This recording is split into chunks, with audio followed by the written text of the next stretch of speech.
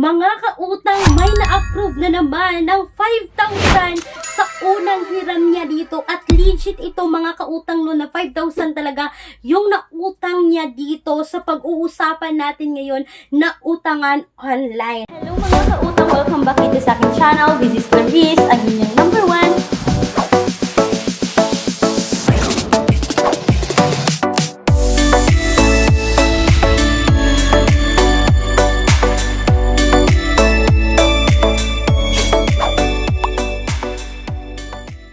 At alam nyo mga kautang, no, base dito sa kanilang loan application, pwede raw dito yung mga housewife, yung mga mangingisda, yung mga security guard, at pwede raw ito sa students mga kautang. At yan yung alamin natin kung dapat nga ba natin itong utangan.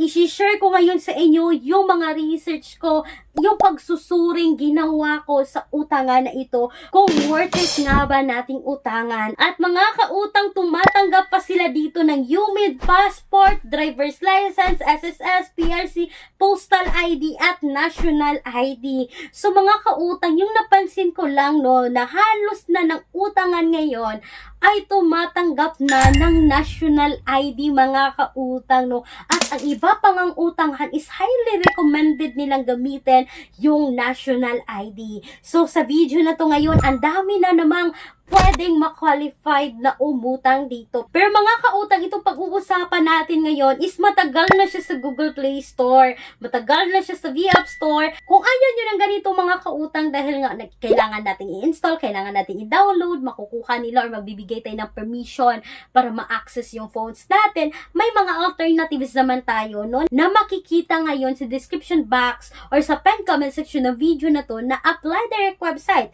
At ang iba pa na utangan nito mga kautang is hindi nag-auto-reject kasi tatawagan ka pa for loan evaluation. But mga kautang, kahit anumang utangan, yung utangan natin, do a research pa rin tayo. So, eto na nga mga kautang, no, while naghahanap ako ng update ngayon, nakita ko itong isang comment mga kautang dito kay PXT Loan, no, noong March 31, 2025. Sabi ng isang commenter dito mga kautang na nagbabayad daw siya ng utang niya dito kay PXT Loan on time. So, hindi daw siya nalilate dito, hindi siya nagka-overdue dito mga kautang. At sabi niya dito, no, my first loan was approved 5,000 pesos. But after the repayment mga kautang, no, yung second loan ng niya dito is naging 3,000 pesos. And after sa second loan niya dito, gusto niya mag third loan dito mga kautang is wala na raw offer. So akalain nyo mga kautang, first loan niya dito 5,000, second loan naging 3,000, at pagka third loan, nawala na lang bigla yung offer. At ito pa mga kautang, no, sabi rin na isang commenter mga kautang, no, na 1,000 lang yung first loan niya dito, second loan niya dito is 1,000 mga kautang. Sabi niya dito, nagbayad pa raw siya ng advance para makapag third loan rito. Pero mga kautang, nawala rin ang offer niya rito no, hindi na siya nakapag-proceed, hindi siya nakapag third loan dito. So mga kautang, hindi lang yan, may isa pang comment din dito mga kautang no, April 2, 2025, sabi rin niya dito na first loan niya is 1,000, second loan niya dito mga kautang is 2,000, at gusto niya rin mag-proceed ng third loan dito kay PXT Loan,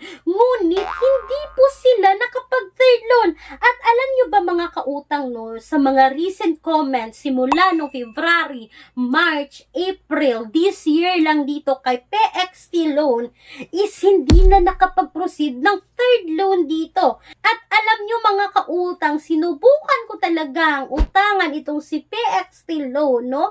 Nag-apply talaga ako dito at yung ginamit kong ID dito is postal ID. And sad to say mga kautang is hindi po ako ma-approve dito kay PXT Loan.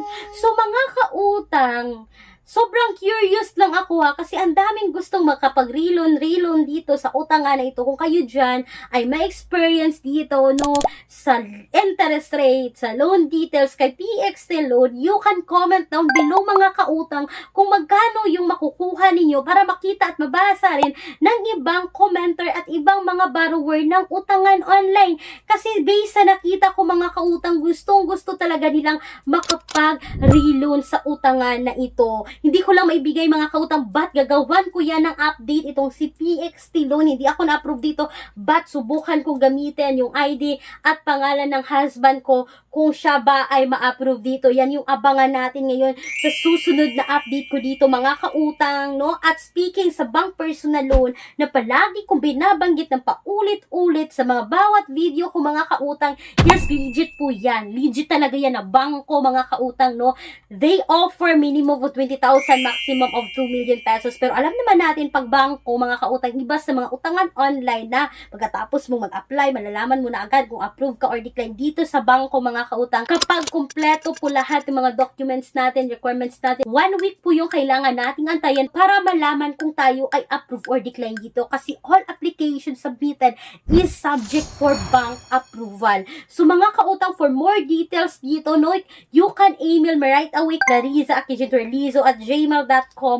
Pero kung gusto niyo ng pamadalian mga kautang, malaman niyo na agad yung mga details, pwede niyo rin akong itawagan sa aking Viber account na makikita ngayon sa screen. So sana mga kautang ay nakatulong itong quick review ko about dito kay PXT Loan. Abangan niyo yung second update ko dito kasi update ko talaga itong mga kautang at sana po ay nakatulong itong quick and honest review ko ngayon dito. Once again, this is Clarice, ang inyong number 1 pala utang dahil utang is life. Bye bye bye mga kautang!